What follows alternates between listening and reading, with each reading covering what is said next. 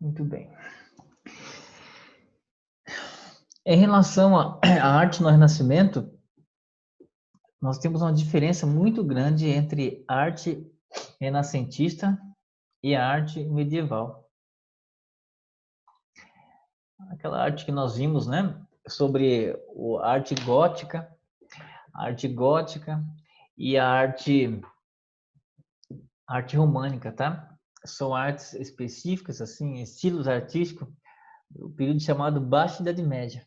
Enquanto a arte renascentista, né, ela surge aí como uma resposta, tá, a essa arte, ela surge como uma resposta a essa arte medieval totalmente voltada para as questões religiosas, é uma arte sacra, né? Aquela arte gótica, arte românica, é uma arte voltada para a questão da tem muito forte influência da religiosidade, uma arte sacra.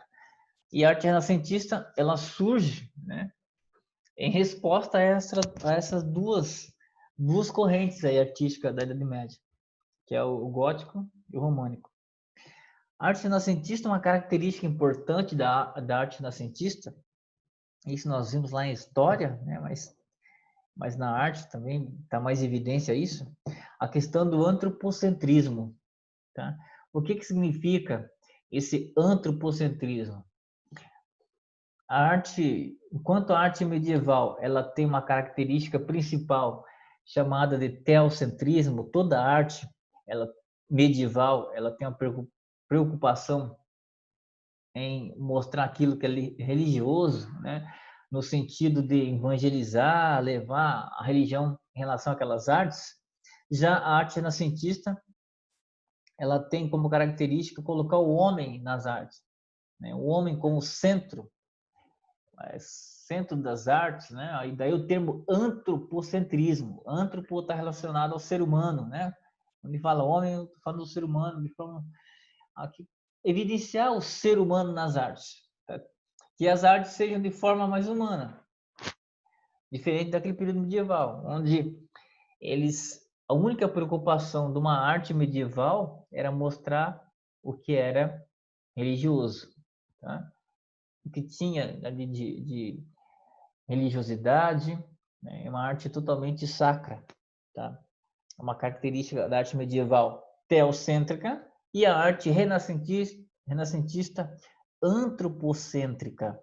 Então, nós temos que, a partir do momento que nós entendemos essa diferença aí no estilo, na característica principal, são várias características, mas nós temos a característica principal da arte renascentista ser uma arte totalmente colocando o homem ali como ser humano, né? Colocando o ser humano como centro do universo. Essa imagem aqui, né? É uma imagem renascentista e a gente percebe na imagem que ela é o nascimento de Vênus, né? Feito pelo Botticelli, pelo Sandro Botticelli. Então ela mostra que ela tem bastante questão. Ele está preocupado em mostrar o quê? A beleza, né? A beleza do ser humano, uma coisa mais humana. A gente vê que a imagem ela é bastante, tem detalhes mais humanos, né? Diferente daquela arte medieval onde tem as questões bastante influência religiosa. A arte renascentista é totalmente humanística, tá? Totalmente antropocêntrica, colocando o homem, né, o ser humano ali no centro do universo. E uma coisa que a gente tem que colocar também interessante que a arte renascentista ela se preocupa bastante com proporção, né? O que não era uma preocupação da arte medieval. Eles se preocupam muito em colocar a questão da, da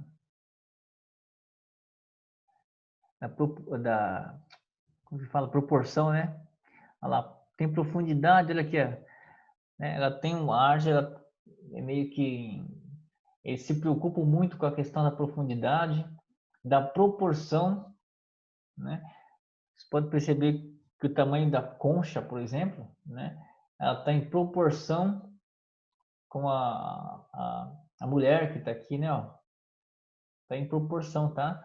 Pode ver que eles se preocupam muito com a proporção dos detalhes, se preocupam com os detalhes e principalmente a projeção, né? Então deixa eu ver a sala aqui, quem tá aqui na sala. Então eles se preocupam com a projeção, com a proporção e a projeção. Pode ver que tem lá um fundo, né? Se preocupa da questão do fundo, tá?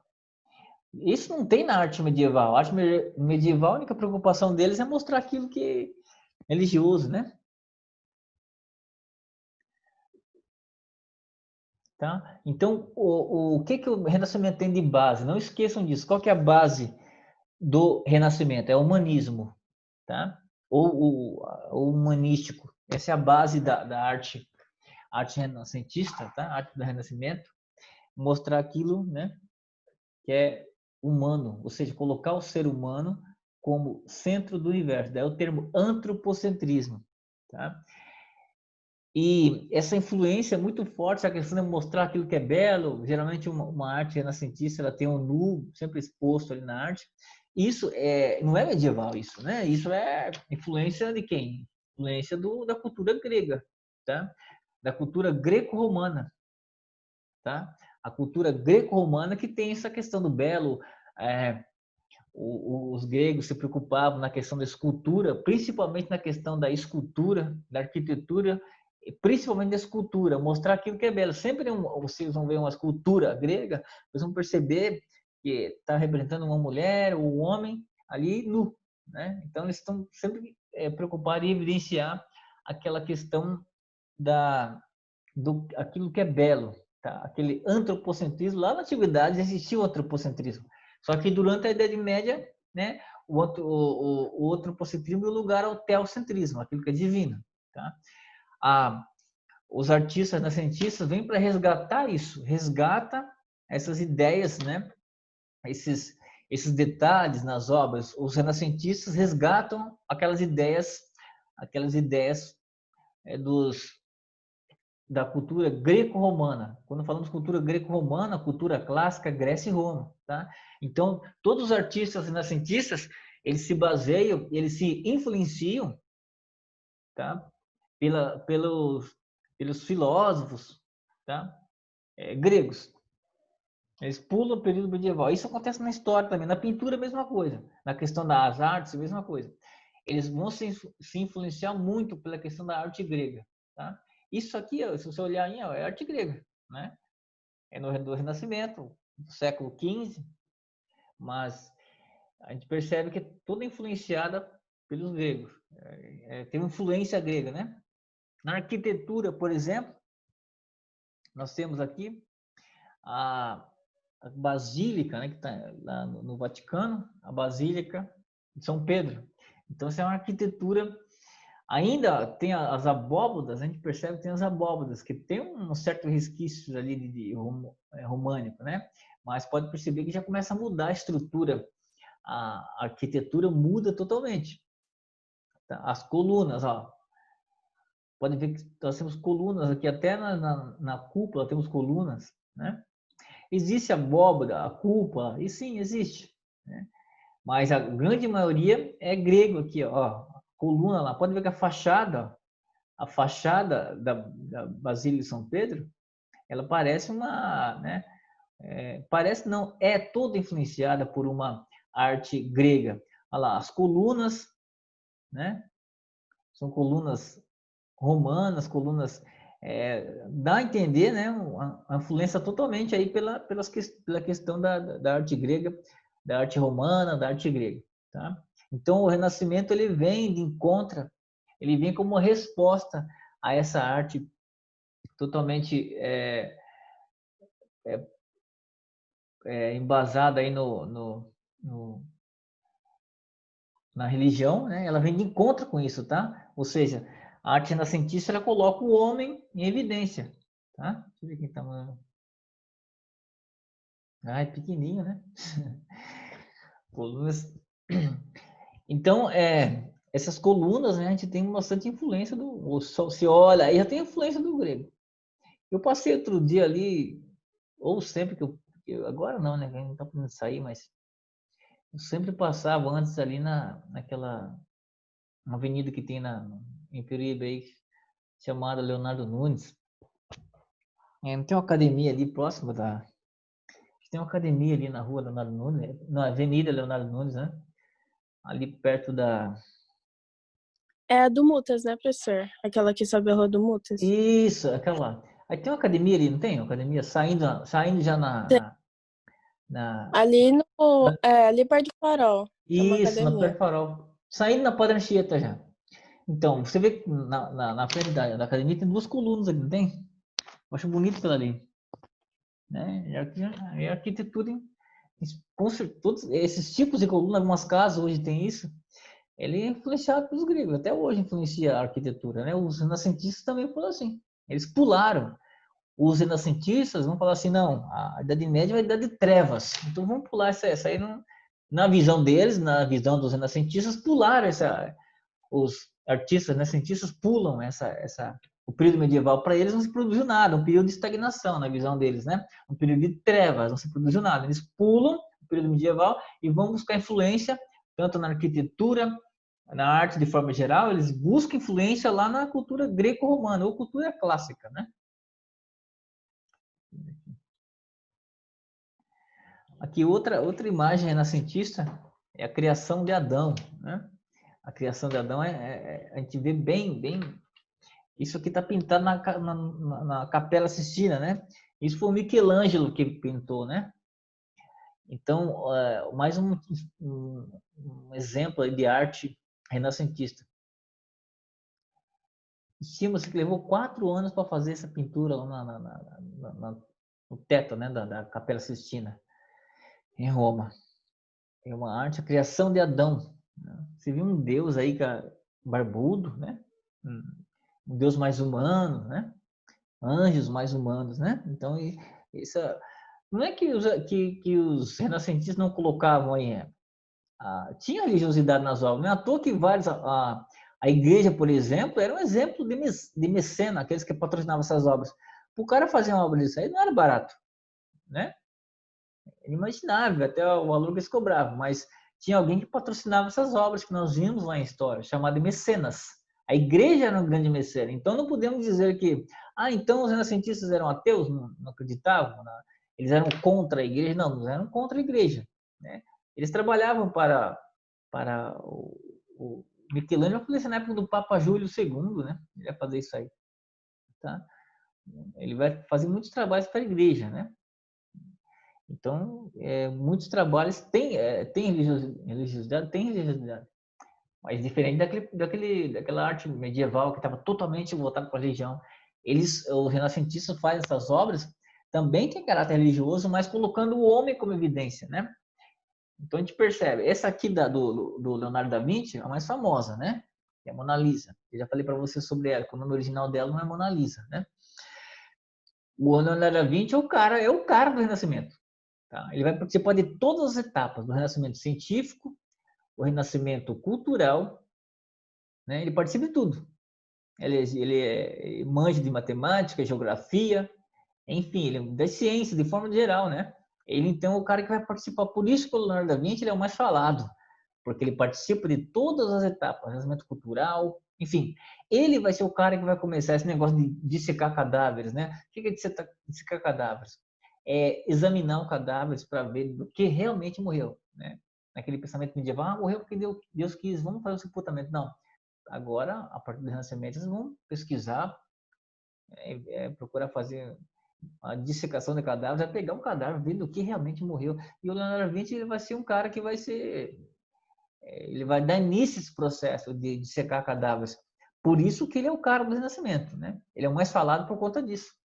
Tá? Ele vai participar de todas as etapas, né? E ele vai fazer essa Mona Lisa, que é o mais famoso aí do Leonardo da Vinci, né? A Mona Lisa.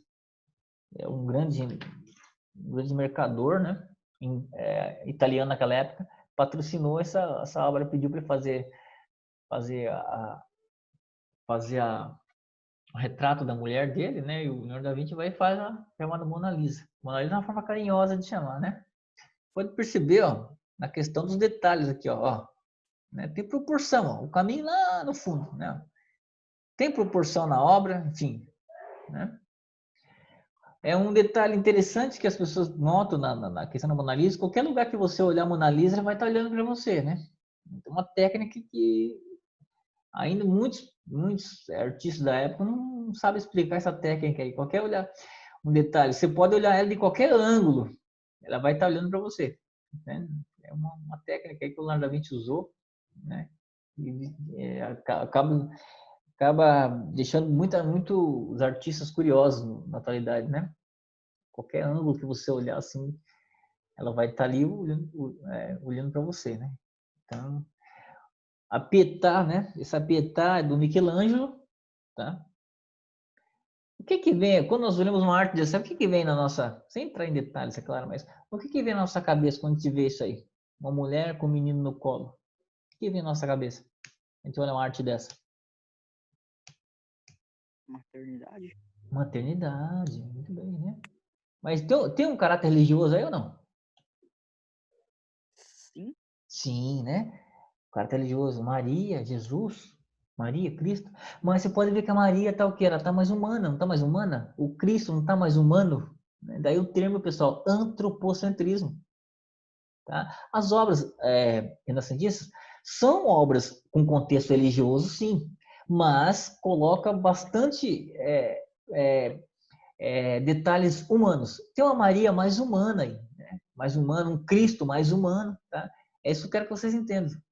Aqui nós temos a obra do Davi, os dois são Davi, né? Mas um Davi é do Michelangelo e outra é do Donatello. Eu sei que vocês estão pensando nessas tartarugas ninja, né? Então, nós temos duas diferenças, né? O Donatello, a segunda imagem é do Donatello e a primeira é do Michelangelo. As duas são Davi, mas feito num contexto diferente. Pode ver, ó. Isso é grego. Olha só o detalhe, né? A escultura, aqui falando da parte da escultura do Renascimento. Você pode perceber que tem toda a influência grega. Né? Aquilo que é nu. Você olha assim, é uma estátua grega, é uma estátua grega, é uma escultura grega. Ela tem muita influência, né? Praticamente 100% de influência grega e influência romana, tá? Deixa eu ver aqui uma mensagem aqui. Muito bem. Então tem uma influência muito forte.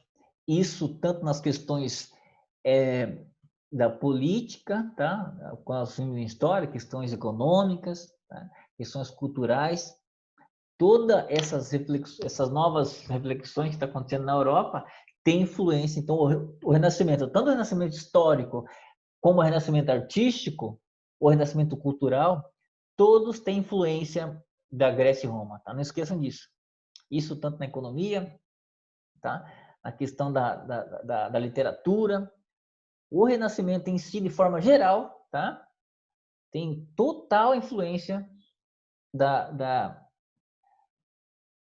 cultura greco-romana, ou seja, cultura clássica. Quando falamos em civilizações clássicas, nós estamos falando de Grécia e Roma, né? Acabou. Muito bem.